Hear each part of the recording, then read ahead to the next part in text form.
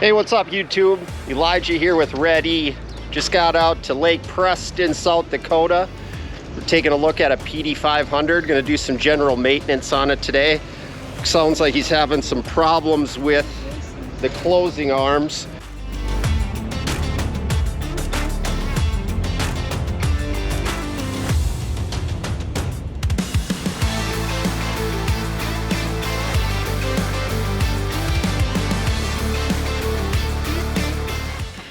Got some of the arms unloaded. Basically what's happening is the farmer's having, our top priority out here is to get these closing wheels.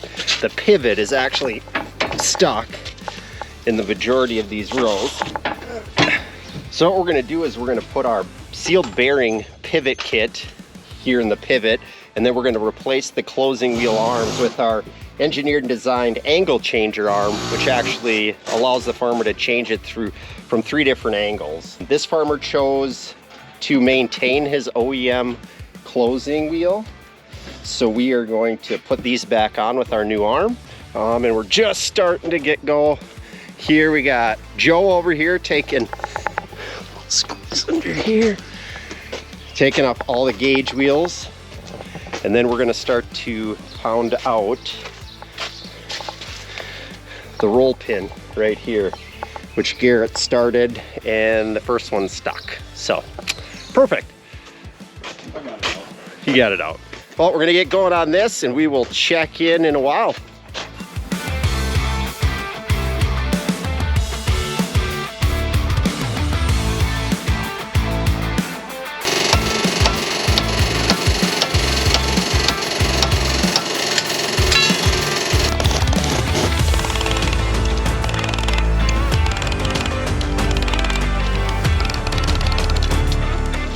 All right, everyone, we're still torching, still trying to get these closing wheel arms off, but I'm gonna bring you live to action here and give you a little taste of the excitement we are feeling this afternoon.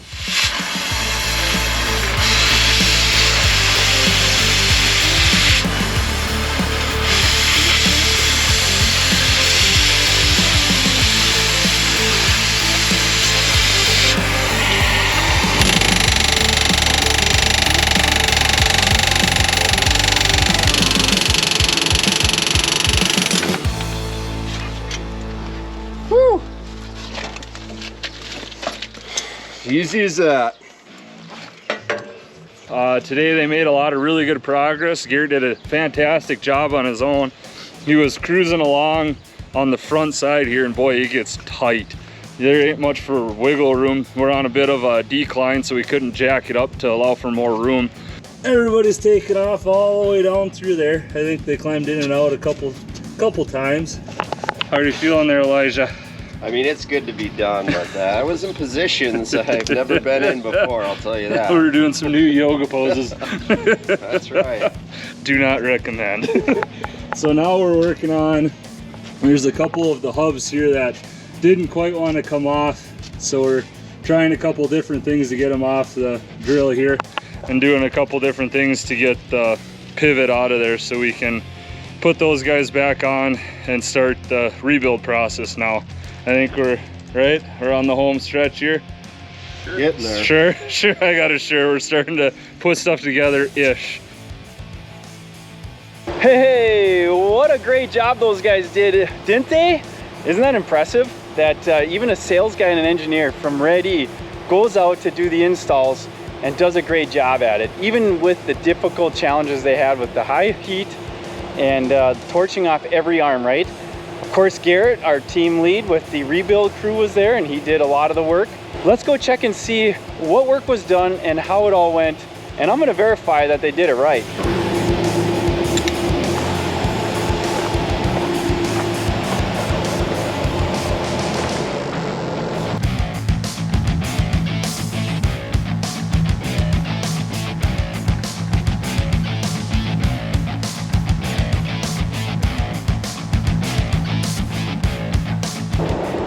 So the closing wheel arms and the closing wheels are on.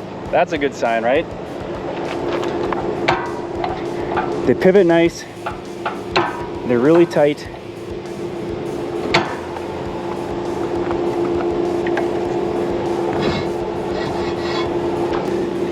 Now this particular one, the farmer opted to stick with the factory double rib wheel, and that's why you're going to see a spindle here, and that means the bearing remains in the wheel. A lot of our kits have the bearing in this socket area right here, and that just gives it more durability, keeps the dirt out of the bearing. But this works just fine. He didn't have to buy an additional wheel. He was satisfied with the closing of it, I guess, so that's why we left it like this. We do offer both.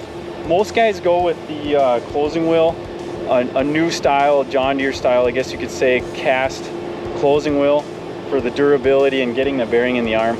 But this is going to work just fine and do a good job for them.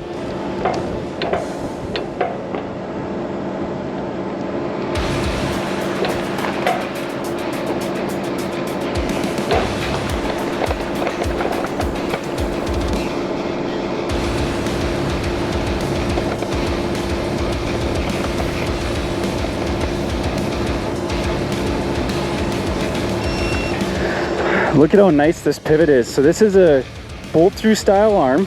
You can see the hole goes through here with a bolt instead of the weld and pin style. And then we've got a good locking nut here with a hardened washer. And this arm has a correct bend in it with the angle changer feature so that you can adjust the angle of your wheel based on what your desire is for closing and how challenging your conditions are, what style wheel you have. We got a little bit of play up in the pivots here, which I'm sure we'll address down the road, but you can see that the row unit is moving a bit at this pivot and at this pivot. So that's something that's gonna have to be addressed, but at least his closing wheel arm and angle is corrected now going forward. You'll notice here that the whole undercarriage has been replaced with stainless steel from Red E. And what they're doing right now is they're calibrating it. So I understand he's gonna run out and do some cover crop, and we're gonna get to watch this thing in the field.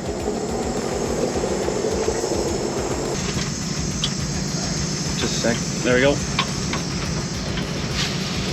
If you can come a little farther, you'll guarantee to get it.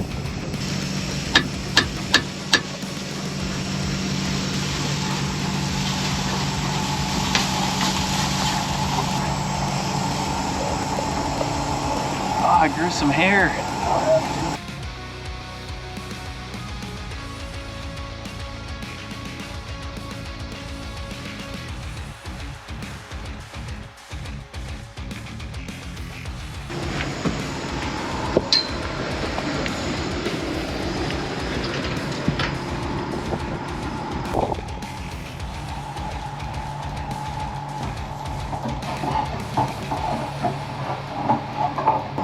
Oof, the challenges of seeding specialty crops like cover crops.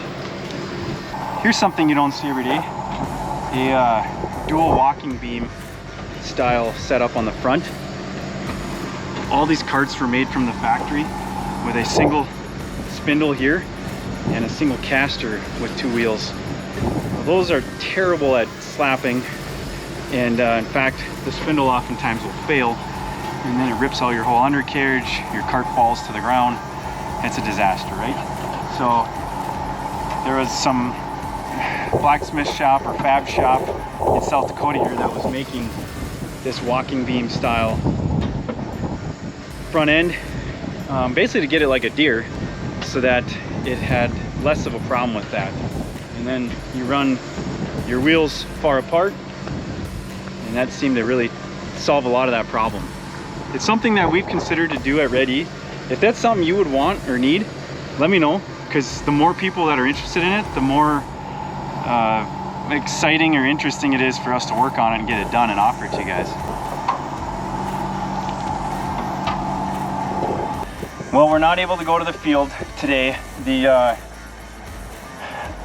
cover crop had too many stems in it and was not feeding properly. I got it stuck to my arm still, but that was a bummer. I was really hoping to go to the field, show you guys that in the field, but he knew it wasn't gonna feed. It wasn't worth trying to put it down and having all kinds of spotty skips. That's not what we want, right guys? So I'm gonna get out of here, get down the road, and let them get back to what they're doing today. He's talked about combining oats. It's that time of year. We appreciate you. Thanks for everything you're doing out there. And remember, we exist to help farmers keep on farming. Lowest cost related to the air seeders. If you don't have to buy new, let's fix it up and make sure it runs better than new. If you need parts for machines like this, let us know. We're here to help. God bless.